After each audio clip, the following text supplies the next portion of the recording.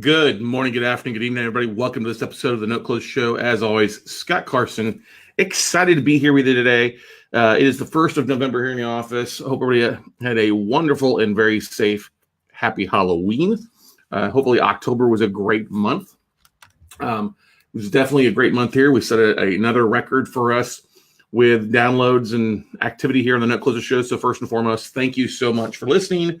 Thank you so much for downloading. And thank you so much for sharing the show out there as well today. So I'd love it if you guys would take a second, if you're watching this, to go ahead and hit the share button. If you're watching this live on Facebook, please take a second to share it.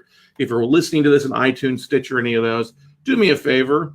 When you wrap up the show, go on over to leave a review, like it, subscribe to the show so you get updates on when we have new episodes available, because we're constantly providing a lot of great content on here. With not only, I'm not saying about myself, I think we do a pretty good job, but I'm talking about, we've got great speakers, great guest hosts that come on and just share some great nuggets. So take a second, hit that share button below if you're watching this on Facebook Live, or if you're going on over, hit subscribe button while you're listening on iTunes, Stitcher, Spotify, or wherever.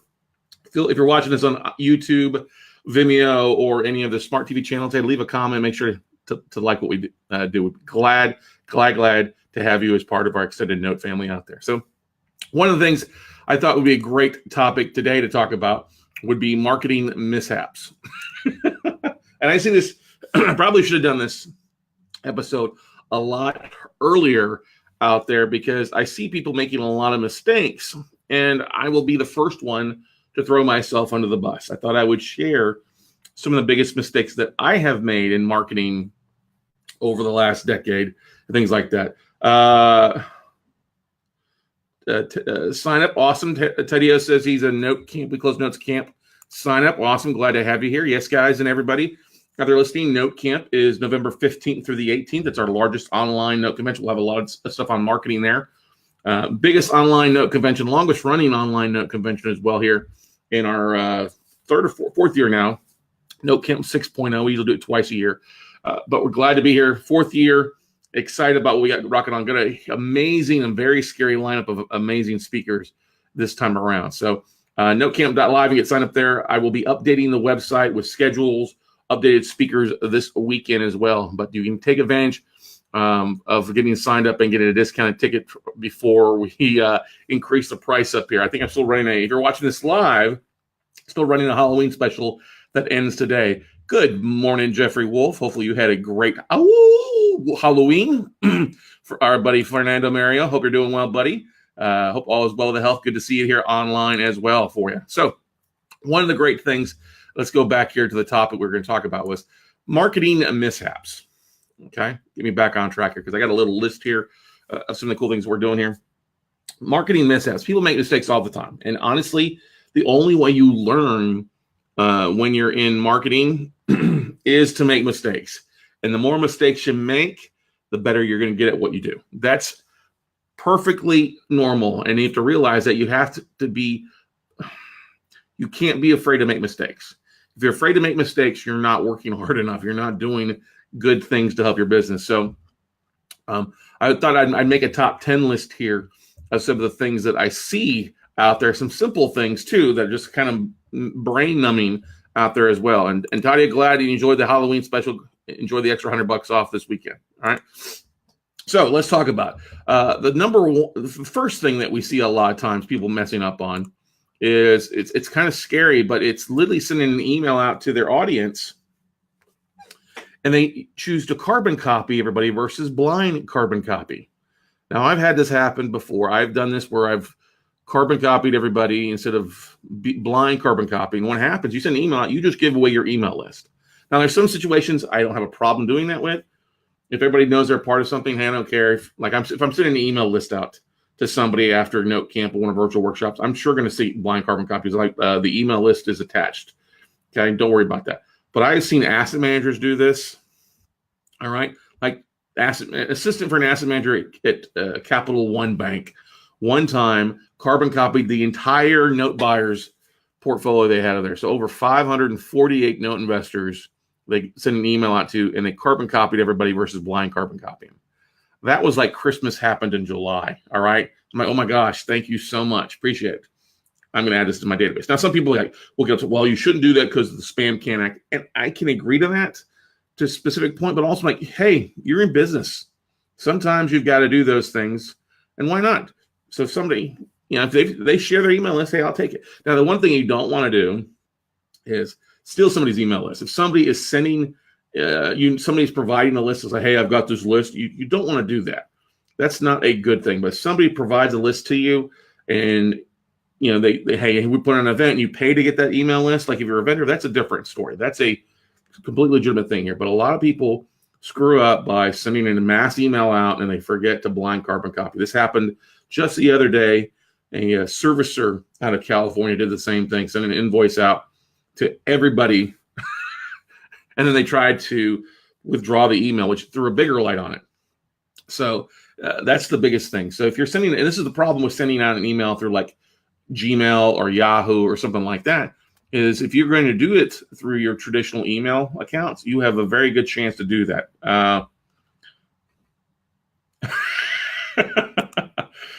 Brady says, oh yeah, that's how I got emails from everyone that attended a big unnamed event. Yeah. Somebody sent an email out to everybody, hey, I'm going to be here, and they just share their whole email address. I'm like, you don't want to do that. So yeah, Brady Durr, nothing. If you're going to be at an event though, it's great. Hey, I got everybody's contact information there. Don't have to do anything. Thanks for sharing. All right, that's number one. Now that kind of falls in line with number two, not using an email service provider. Okay, and 1 and 2 are email service providers are great ways for you to upload. It allows for you to make your email look a little more professional. You've got some formatting. You can put some templates in place with your logo and links back to your website and upload videos and all that good stuff. That's a really valuable thing.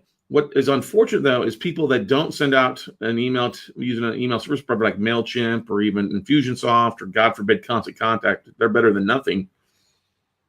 But they don't send out any, they cannot see if they send out an email through Gmail or Yahoo, that stuff. They cannot see who opened the email. That's the first mistake. They can't see who clicked on their, links or their profile or their video. They just can't see that kind of thing. So they lose the visibility. And a lot of people are like, well, I don't want to waste the time writing an email. Trust me, you want to take the time. It's valuable to you to take the time to send an email out through your email service provider. Okay. Because you want to be able to see that you got a 10% open rate or that you got a 2% click-through rate, or those that clicked on a link but then didn't end up signing up for something, whether they're signing up for an ebook or signing up for a video or signing up for a class or signing up to take a look at an asset but then didn't respond. Okay, especially in the note space, you want to see who's looking at your stuff. And real estate altogether, hey, send an email who clicked on your links. And the same point too, you want to see who didn't click on your links so you can send a follow-up email at a later date. Or also, one of the things to keep in mind too is you can follow up with an email later on because they may not see. And like, I'll give you an example. Like right now, we're in the midst of having an email going out here shortly to asset managers. All right, I sent an email out Tuesday to a big chunk of asset managers. We had about 11% open rate first 24 hours. I haven't looked at it yet this morning. We have another email going out this afternoon to those that didn't open the first round of emails because I don't want to hammer the same people twice with the same email. Okay, this makes sense. Using an email service provider not only helps you out tremendously with your marketing, it helps you to dive in who's actually opened your emails, who's not opened your emails. What do you have to do to kind of connect with them? So that's the biggest mistake I see.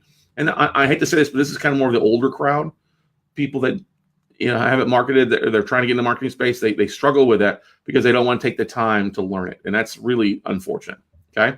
Now, the third biggest mishap that we see is people using it in email service provider, but they're not having someone review the freaking email. They send out this email and it looks like, I hate to say, it just looks like shit. Okay. The formatting's off. They use the wrong colors. Everything's skewed to one side for the logo, but everything else is centered. Color coding just hurts your eyes. It's not formatted properly. That is the big thing I see a lot of people having. And I always tell my people that are in my mastermind, like, before you send an email out to your database, do yourself a favor, send me a template. Send me a sample email, and I'll glad to walk you through it. I'll be glad to jump online with you for 10 to 20 minutes and literally say, okay, here, let's fix this. Let's change this, okay? Let's just tweak this a little bit to make it look a lot more uniform. Let's take it from gray lettering to black so it stands out. All right, or let's bold your stuff, or let's adjust the height of the titles down so it fits. So it doesn't take, you don't have the full screen being just your title, everything. There are specific things that you want to do. One of the most common things that people do with MailChimp, and I've done this multiple times when I create a new template, is at the very top line of your MailChimp or your email template, it often says put your call to action or put your email thing, and people forget to fill that out. Okay. Oh, Fernando, thank you. Yeah. For us that are oracally challenged, having a font that's too small. Amen to that, where you've got to pull out a magnifying glass to read the email. That is a huge thing. Thank you so much. That could go all along also with images, having font that's too small. But that's a really great point there, Fernando. Thank you for sharing this morning on that. But look, it doesn't take much to have somebody literally look at your email. Take a few minutes. It's worth waiting the right time. Plan ahead a little bit so you can have somebody take some time. I have people like, hey, can you take a look at my email because I want to send this out next 30 minutes. Like, no offense. If I'm not in front of my computer or I'm in the middle of something, I'm not going to have the time to drop what I'm doing. Plan out ahead a little bit more, okay? Plan ahead a little bit, but add that time to your email review, because the last thing you want to do is screw down you screw up an email that's going out to your database and look like crap, okay? Brady says, show his hands who loves gray text on dark blue background. Yeah, exactly. Show your hands if you love. Yeah, that happens all the time. Dark backgrounds and gray lettering, or black background for the most part. Like I just sent an email out for the podcast recently talking about, hey, here's some new episodes, because my main image had some black into it. People were responding, but they were responding in black text. So I couldn't even see what they were saying. So I probably should change the image. That is a mistake on my part. Okay, mistake on my part. But that's the biggest thing I can tell you. Have some review your email, all right? Because they'll catch little errors like that, or formatting errors that just make your email. And the last thing you want to do is send an email that people just like, oh, that's horrible. Makes you look unprofessional. Okay. All right. Number 4. I see this happening. People stepping over dollars to save pennies. Stepping over dollars to save pennies. Being cheap, basically. Okay. I see this with postcards. I see this with direct mail. I see this with people, not taking the time, maybe having their own logo designed themselves versus paying somebody on $5 $99 to figure it out, or 99 designs, or literally spending some time to look at your logo, or trying to create yourself. And look, I get it. I understand if you've got kids and your kids design the logo. I get it. You want to be a good mom, a good dad to have your logo in there. But if it's a weird shaped logo, that doesn't make any sense. You need to have it designed where it's horizontal, where it looks good across the top. Okay. Don't shrug off on this. Spend the time on Fiverr. It's cheap. You can use Canva, which is relatively cheap to design a logo. If somebody designs your logo and you don't like it, especially with the family member, hey, you know what? Take what they use and use that as the basis for your main thing. Okay. I'm not saying you can't have a logo with your kids, but just if it's going out in front of investors, if it's going out in front of asset managers, going out in front of your peers, make it look a little bit more professional. Take the time, say, hey, honey, thank you so much. It's great. We're going to use this as the base design for our logo. Okay. I love kids, but not everybody is as friendly with the kid logo as other things, especially if it's square and not centered. Just trust me on that. Another thing is people jipping on images. They create some image and it looks like shit, and they don't take the time to spruce it up with a better logo, or their wording is weird. It's not the whole about of not paying somebody to do something that they're special at is what aggravates me. People getting cheap with their marketing when their marketing is one of the most important things that they should have been doing. Okay. All right. I have been guilty of this in the past of trying to create an image when I should just had somebody else do it. I had this happen the other day where I'm creating some artwork. I put something together real fast one evening, sent it out to them, and then they came back like, listen, Scott, we appreciate you doing this, but this looks like shit. I'm like, okay. Do you want to design? If you'll design it, I'll pay you to do it. And they're like, yeah, we'll do it. I'm like, done. I was willing to write a check to save some pennies or save some dollars. I'd rather pay some dollars to make more dollars. That makes sense. Okay. Let's move on here a little bit. That was number 4. This is something I'm extremely guilty of. Spell check anyone. Now, what's funny is your CRM tools will often, some of them are really good that will link in to your browser. You can have an app in your browser that will check your it will check your spelling. And other times, sometimes they won't check your spelling. You'll miss some things like Infusionsoft doesn't really link well in with some of these apps, so you have to double check. What I have to do a lot of times is I'll copy my wording in my email, put it in a Word doc, and do a spell check there and see if it makes sense, if I'm missing anything. And of course, you're going to miss a pair, there, then and then. You know, those are some common mistakes, which is grammar as well. Spell check, I hate messing up on stuff that it's simple things, but I'm a big believer. Hey, hitting spell check once helps tremendously. I've made this mistake. What's really sad is when I see people get into this right off the bat and they have the worst grammar. They have the worst possible, it's just like, what's the best way to say this? They're just uneducated. Okay. They're just uneducated when it comes to, they're not writing something. It sounds bad grammar, or they just misspeak and stuff like that. I'm like, ooh, that just sounds horrible. You sound uneducated. Take the time to have somebody else review that or run it through spell check and let spell check help you correct it out there. Okay. Jeffrey Wolf says, I have trouble spelling too. Amen to that, brother. Good stuff there. Let's see here. Joe says, I was wondering about my logo my daughter co-owner designed. Oh, no, not a bad logo, Joe. And I wasn't necessarily talking about your logo, but it's not a bad looking design. Just need to tweak it a little bit. Just need to kind of tweak it up a little bit. It's a great aspect, great focus. You could send it to somebody. Hey, here's what we kind of want to use. Can you brighten it up, use brighter colors, or make it look a little bit nicer with Canvas and digital stuff. So, all righty. Here's a mistake that I made for years. When I would do videos, I wouldn't take the time to create a good video thumbnail. Okay. And what's a video thumbnail? Well, if you go to YouTube or Vimeo or any place that you see videos, the thumbnail is that the image that shows up that people see. And especially here in Facebook Lives, very guilty of often having stroke face because it stops you awkwardly. Where I'm like, and so going back into my Facebook videos and trying to pick a better,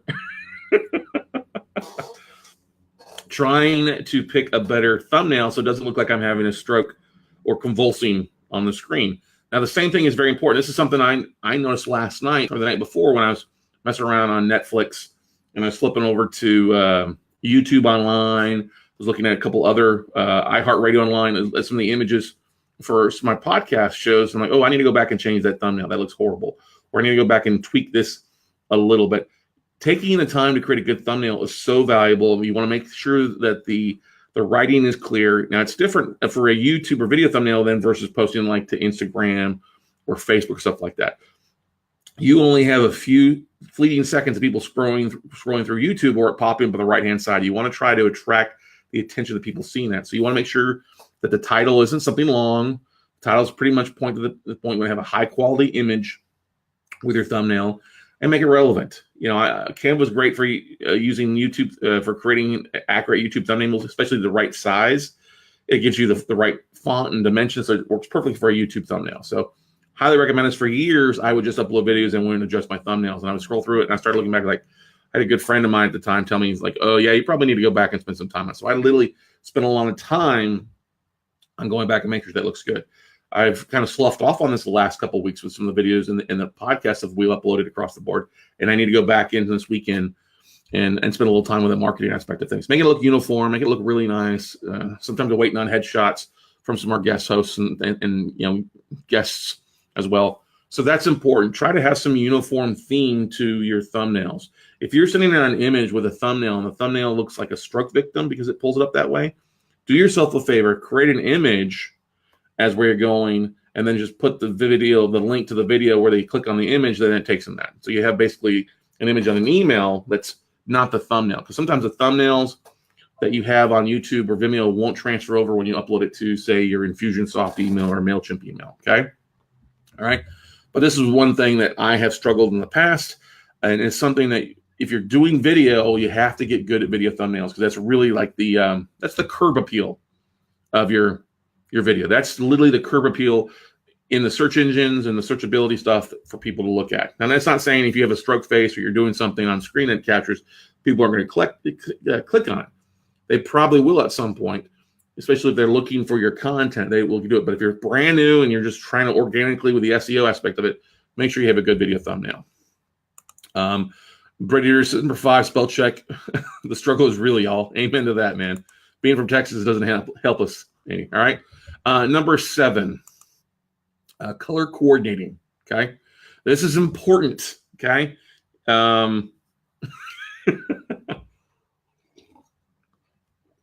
Thank you, Brady, for number 6 before we dive number 7 here. 6 is review episodes of the Octagon Marketing Content Spotter for more info. #Canva. Thank you, Brady Dirk. Exactly right. Totally great. Canva's one of the best places to spend some time there. It's cheap. If you don't have your own images to upload, every image that you use is basically $1. So anyway, going back to number 7, color coordinating. All right. You want your email to look nice. You want your marketing to look nice. Okay.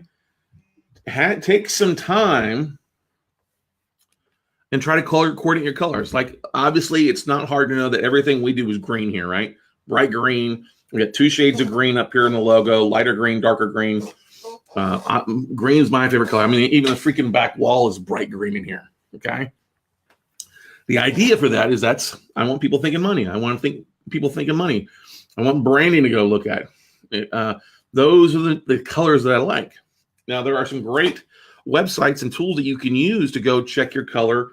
And what it'll do is you're designing something, it'll often pop up colors that perfectly match the main color or the color. They'll actually pull up the other stuff that you can use to make it look nice. And that is so important. You want your great color is so important in branding. It's so important in your marketing aspect of it. Take the time to have maybe a branding expert take a look at what you're doing. It's not going to hurt anything. It's going to be valuable. If you look at, let's take a step back here. I'm a big sports fan. If you look at most sports fans, teams, they've got 1 or 2 base colors, and they probably have a third off color, usually black. All right. So I'll give like Texas. Texas is the crimson and cream and burnt orange, right? They're 2 biggest things. Well, their basketball team also uses black in their uniforms. Okay. You look at the Dallas Cowboys, white and silver or blue and silver with their branding. It's always that blue is the base color, silver thing. Michigan, blue and navy and gold. Think of that. You're going to have 2 primary colors probably with your marketing, or 3. Like, there's 3 colors in my logo. What are those 3 colors? Dark green, light green, and white. Okay. There's 2 primary colors in the podcast logo. Are green and then black. Okay. Color coordinating your marketing with the background images where it looks the same thing. I'll give you an example. When we send out marketing emails to our asset manager, the asset manager, I have several times say, hey, listen, I know I kept looking for that green email because the background around our email was green or the logo was green. We brand that aspect into what we're doing. And that's an important thing with your marketing, when you're sending out letters, when you're doing other images, like our ebook. We have green all over our ebook. I have green all over other things. It's just, green on our swag bags. It's our logo that goes out. Okay. So keep that in mind. Color coordinating is important. If you love pink, great. Some people love pink. People love purple. Some people like light blue. Whatever it is, I still think the San Diego Chargers powder blue uniforms, best uniform ever in the NFL. Okay. Would not work for everybody, but I think it's the best uniform. I'll just throw it out there as well. Okay. But anyway, color coordinating is so important these days. It helps build an image, it helps build a brand for what you're doing. Okay. It's also like I have now gone to wearing my bright green vest when I go out and speak the first day of the event. It's branding, it helps me color coordinate my image, helps me stand out as well. Okay. Number 8. This kind of goes back a little bit. We talk about lack of a logo. Talked a little bit briefly about this a second ago. Having no logo is not a good thing. Okay. You need to have a logo of some sort, and you need to have 2 really big versions. You need to have a big version, obviously, that you can adjust, usually a PNG. A JPEG version is nice. You need to have like a square version for thumbnails. And then you also need to have a horizontal version where it's the image and then the name of your company on the right-hand side. That's important because on your letterheads of your emails, you don't want the square image taking up half the screen. We talked about this before. You also want to have that logo on things, on your emails, on your PowerPoints, and your business cards, stickers. In your email signature, it's important to have that logo because it starts It's the whole branding aspect. If you start thinking of the swoosh with Nike or the golden arches of McDonald's, their logo has helped brand them. You know what to expect when you see that. So you just start thinking of yourself, especially with logos and color coordinating and things like that, of putting that in place. Okay. Fernando means, I love what he says, no logo, no go-go. Exactly. No logo, no go-go. Amen to that. All right. Adam Metzler, what's good to see you, buddy, out there. Good to see you from Houston, man. So that's the thing. People don't have a logo is really kind of your brand right off the bat. It's like the thing about that. One of the earliest logos going back to the days was cattle brands. They had it was their logo. Okay. I think they brand their cattle. That was their logo. You don't mess with the Lazy or the Rocket R Ranch. Okay. Or the King Ranch logo. That was their logo. That's how they branded themselves. Literally, it's the same thing with you. Now you don't want to walk around with a freaking iron brand melted into your ass, okay, or a tattoo carved into the side there, stuff like that. I always crack up was when I was going to college. I had fraternities that wanted me to rush with them, and I'd never rushed a fraternity because I was like, I don't need to go brand my arm with the Omega sign or the Chi Omega or whatever the Kappa symbol. I don't want to have that branded in my arm. That doesn't make any sense. I guess you can go do that in your drunken state. I'm not going to do that. Now, would I have a We Close Notes tattoo on my arm? I don't know. I'm tattoo free right now, but that's the thing I look at. Lack of a logo hurts your business because it doesn't give people something to identify. Like the business cards, have your logo on there. If you don't have it on the front, have it on the back. And your logo is great, but you don't want to make it the whole damn thing where they don't give you information. A logo is great, but it's only good if you've got your rest of your contact information there so people can share. So I have my logo. It's on my email signature, but more importantly, I have my face on there as part of the brand image of there as well. Okay. New investors are making a lot of major mistakes with number 9 in social handles. A lot of people coming in. Hey, I get this question every week from people. Hey, I'm starting a new LLC. What should I call it? I'm like, I don't know. And they have these great names. And I'm like, okay, did you already buy the domain to that? No, I haven't bought the domain to that yet. Do you know if the domain's available? Oh, I should have looked. So they paid an attorney to go file an LLC in name, and there's no website available. There's none of the social handles available. Okay. This is a major mistake. Okay. Major mistake. When you don't have a Facebook, the Instagram, the YouTube channel, all that's taken by somebody else, you've totally shot yourself in the foot. Okay. It's not a smart thing. All right. Now, the thing going back to, you need to know what your social handles before you start creating your logo. Okay. I've seen some people that use cursive in their logos. Like, oh, that's the worst thing you can do because it's not legible. Okay. Who gives a shit if you like script or cursive? It doesn't make any sense. Block is the easiest thing for people to understand. They can see it from everywhere and stuff like that too. But going and looking at what's available, use Namecheck. Namecheck.com is the easiest things to use to see if the social handle is available. Is the website, is the .com available, or .biz or .tv? Is the Instagram available? Is YouTube, Facebook? Okay. So that's the thing you have to keep in mind is, are those things available? It's an easy check. Namecheck, NAMECHK.com. Saves you so much great time in identifying to see if that name is available. Now, that's not saying you're not going to have like some offshot LLCs that you're not going to be using to market. Hey, everybody has those. I got a variety of LLCs that nobody knows about. Okay. Doesn't mean I'm going to market, but the We Close Notes, the Note Closer Show, I make sure those handles were available. We selected. I was about to call the podcast the Note Show and realized that somebody else had that. So we changed to the Note Closer Show. Luckily, I'd already used that before in some of the videos that we're doing with, some, what was I going to say? Investor interviews and things like the Note Closers. So, and then we've got a bunch of groups that worked out great. But I did check that before. The Note Closers, we bought all those handles and stuff like that. Braided, thank you very much. Number 9 there, Namecheck, exactly. Namecheck.com. Great tool to use when you're looking at branding yourself and seeing what's available out there, what's not available out there. Okay. And then I say number 10, I call it stealing signs.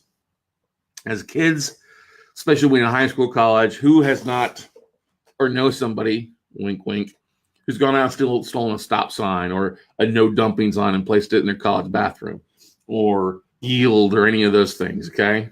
Or road hump ahead. You do that kind of stuff. But as an adult, you can't steal signs. And what I mean by stealing signs, these are probably the two biggest things that I've had people do to me that have pissed me off faster than anything else, okay?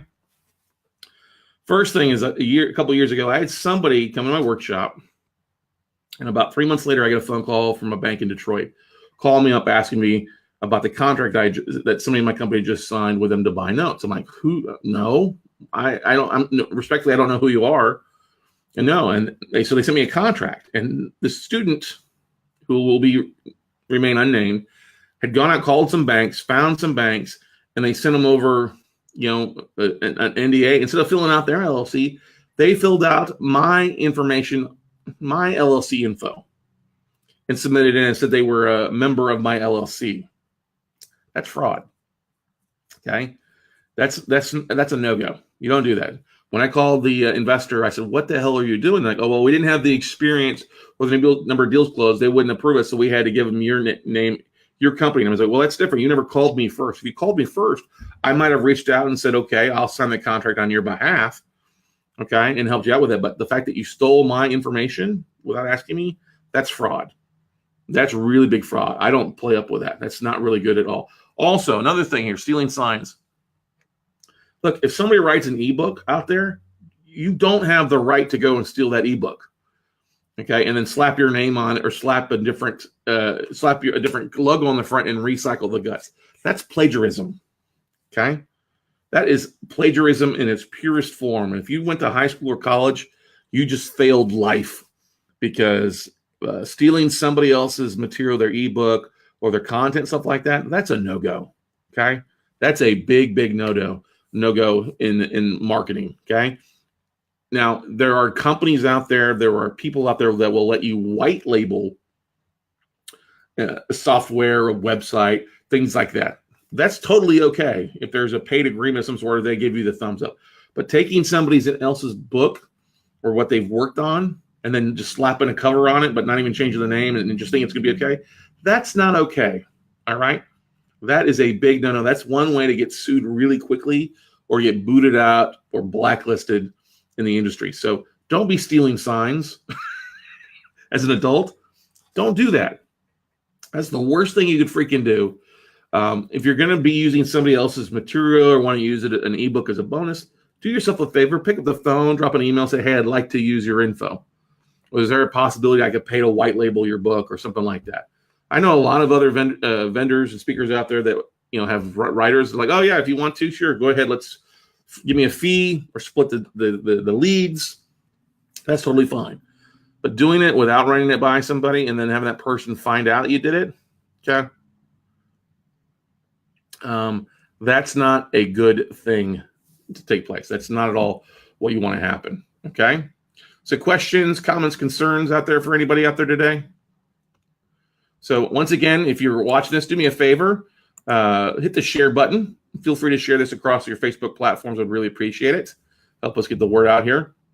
So we'll do a quick recap again. Once again, quick recap. Number one was making a mistake to carbon copy to an email list versus blind carbon copy. Number two is what you should be doing versus CCing or BCCing is people not using an email service provider like MailChimp, Aweber, or Infusionsoft. Those are important things. That's an important software to have. You're in business. It's time to start acting. Okay. All right. Number three, not having someone review your email before you send it out. That's a big mistake too. You can often have people that will spend time to look at it and say, "Hey, you need to fix this. This doesn't look good." All right. It's important. Number four is stepping over dollars to save pennies. Spend a little bit of time, spend some money on marketing. If you're not good at creating things, have somebody else create a logo or do something else. Okay. Number five is not using spell check. Okay. That's an important thing before you send an email out. Make sure you don't look like you're ignorant. Okay. Six is not creating video thumbnails for your videos or just uploading letting the stroke face kick in. Take the time. It's important. It's really your curb appeal online for your videos. Okay. Number 7 is failing to have color coordination in your marketing, your logos, your branding, making sure that the colors match up and are complementary and match each other. Number 8 is a lack of a logo. Not having a logo in your business is really just doesn't make sense. Everybody gets excited about their logo. I still get excited to this day about seeing my logos on things, whether it's stickers or hats or T-shirts or mugs or backpacks or things like that. I still get tickled to see my logo on things. It is what it is, okay? Number 9 is not checking to see if the social handles are available for your LLC name, okay? That's so important. Please make sure before you have a name, an idea for a company name or an LLC name or a product name, that the social handles are available, okay? Number 10, as we say, stealing signs. Don't steal somebody else's marketing. It's just not cool. It's not professional. It's an easy way to get blacklisted or get sued as well in this industry out there, okay? Very important for you guys to look at. Now, what else we got here? Bray says, number 11, offending people you respect with the subject line of an email. Oh, that's kind of funny. That's kind of funny. There are some people out there that have sent emails out to their database that have, they bashed their mentors. That's not a good thing to do. Offending people you respect with the subject line. You have to make sure, when you send an email out, well, this is something I don't mind sometimes. I have sent emails out, like some of my subject lines have meant to offend some people. It's meant people to put like the 50 Shades of Notes or get some ass this weekend. I'm okay with being a little shock aspect of things because I've built enough credibility of my audience to get away with that sometimes, to be humorous. Okay. And I have done sometimes creative things to kind of rock the boat a little bit, see who's listening or paying attention, because I like that. I have a sense of humor. But yeah, the thing is too, if you're just sending out emails, make sure you're not going to offend the person that you admire. Okay. Run it by them first. They know it's a joke. It's always a good thing to do. And then number 12, biggest marketing mistake. Thank you, Brady Durr, for sharing this as well, is not sending the damn email. Sending an email out. Look, all these things we talk about are mistakes that you're only going to understand if you make them. And the only way to get better at your craft of avoiding mistakes is to probably make them in marketing. And I will tell you this, everybody makes these mistakes. It's just a sign of being an entrepreneur. It's a sign of growing, of being a business owner. It's a sign of things happening. Like I said before, BCCing or CCing versus BCCing. I saw that happen a couple of times this week alone. I've seen errors with logos. I've seen errors with formatting. Okay. So Gail, So Gail says, that's a question. Can you explain white labeling? Okay. And sharing a book and sharing royalties. Yeah. So we have done this in the past, not when I was on my own. Let's say I used to work for somebody that he created a training program. Okay. And he created a training program. He didn't really market it that well. And a couple other guys came along and wanted to borrow that training program. They liked it. They're better marketers. So he allowed them to white label. Basically, they just slapped their logo, their information on that training program and split the sales with them. So if they went out and sold $150,000 in sales, they split the sales with him because he'd created all the content and they were doing the marketing. Okay. You have that happening. Sometimes you'll see that with books being written as well.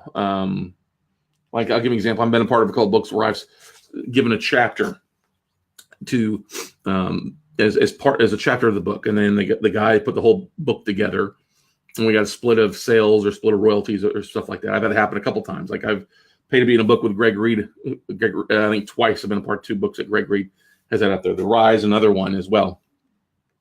Okay. And then I paid a couple $100 to be part of a chapter book of the Better Business book and stuff like that. So that's one of the things we're doing as well is we've got the book out that we're doing on the notebook. We got right at 49, 50 people that showed interest in being part of a notebook. Okay. So the great thing about that will be something that everybody can use. It's being authored by me and I'm bringing on 50 people to tell their stories as well too. Well, that will be something that those that opt into it, they're able to use that book to promote that book. Okay. They're able to, share. There's a royalty split and that stuff of sales. Although most books these days are not a big revenue. I think they're more of a lead generation aspect of things. You see a lot of people that will create books or templates or things like that. Is it lead gen on Facebook and things like that? That helps out. The thing about smaller ebooks or things like that is most of them, depending on what it costs you to pay, like it cost me about $1,000 to create my 52-page ebook, and it's focused solely on where we're at. It's our niche. It's my story. It doesn't make sense to white label that book or let somebody else run with that, because it's not the way I tell a story is different than most everybody else. And that's the biggest thing. If you're going to white label a book, you want to make sure, if you're going to borrow somebody else's information, you got to make sure that story sounds like it in your words. Okay. Make sure it comes around the way you speak. Because if you just slap a name, or you slap, a logo on it, or you let somebody, white label somebody else's content, it's going to backfire in your face, especially if they've already marketed that book out for a lot of other things, especially if they are marketing that book on an actively basis. It doesn't work that way. What you want to do if you're white labeling a book is something that's not in active circulation and being marketed out there. So hopefully that makes sense there, Gail. We talk about there. All right.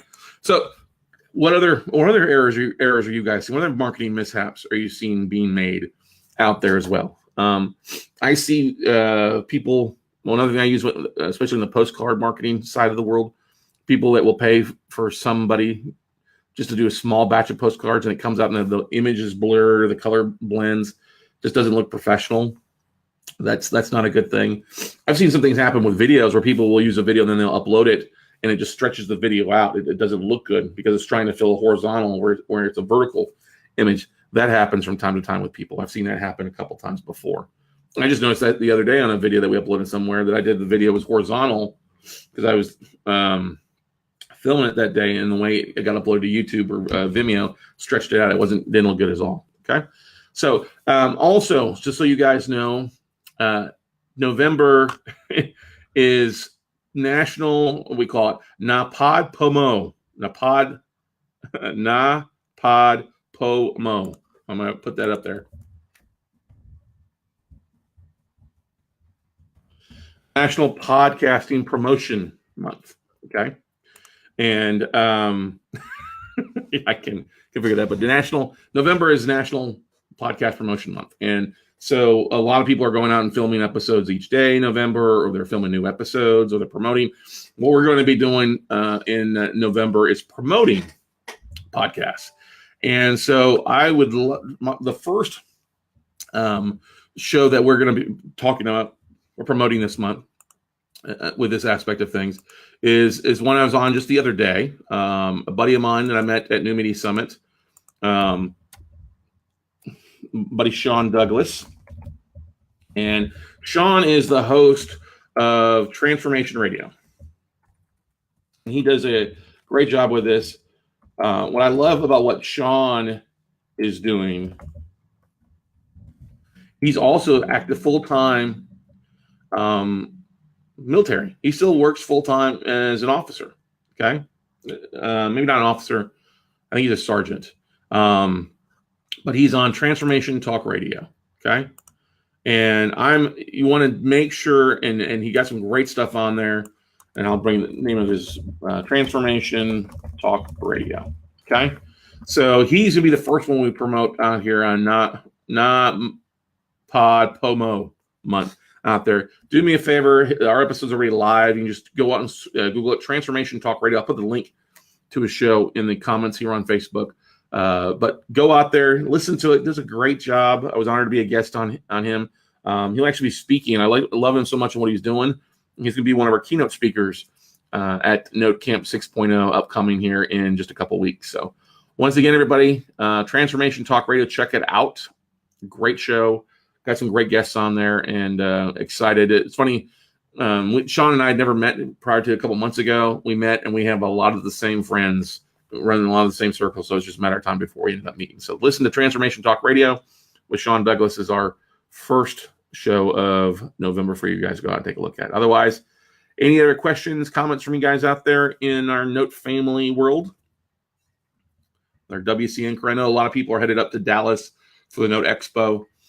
We've got so much stuff going on the next couple of weeks. We will not be making it to the Note Expo in Dallas this weekend. Just we got 6 weeks in a row up till basically the middle of December. So all of November for the most part with the Note Camp, and we got a fast track training, and then of course we've got another thing we got going on in November, Note Camp obviously, And then we, of course, have our mastermind the first week in December. And then we have a class, our virtual note buying workshop, the end of November 1st of December. Our note mastermind, the first full weekend, Friday, Saturday, so the 7th, 8th, and 9th in Cape Coral, Florida. And then we have our affiliate summit taking place here in Austin with some of our vendors and our good friends. They'll promote them for 2019. So, but once again, everybody, if there's no other questions or comments, once again, thank you so much for watching. Thank you so much for sharing. Thank you for helping to make the Note Closure Show one of the hottest podcasts in real estate. It's doing an amazing job out here. Thank you for my staff. Thank you to Steph. Thank you to Shannon. Thank you to Rosie. Thank you to the Hazards at Feed Your Brand and Potted Ties for helping us with a lot of the promotional stuff that we do. Thank you to JD Bates as well for helping us out with some marketing as well on some other stuff. So go out, make something happen today, everybody. And we'll see you all at the top, everybody. Bye.